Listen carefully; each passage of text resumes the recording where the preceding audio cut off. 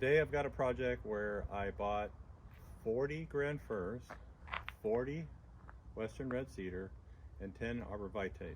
So what we've done is we mix the soil, which is topsoil and with pine bark, and then we put them in these containers.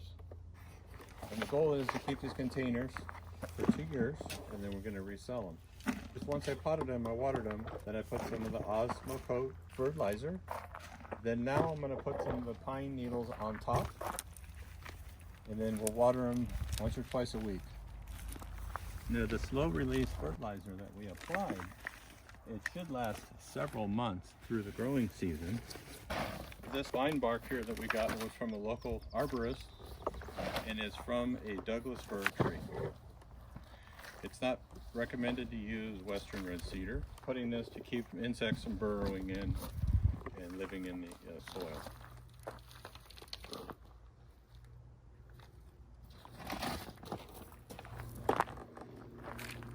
This bark will go ahead and it'll insulate the soil, keep the moisture in, and also provide nutrients for the plants as they grow through the next several months. Organic matter makes a big difference.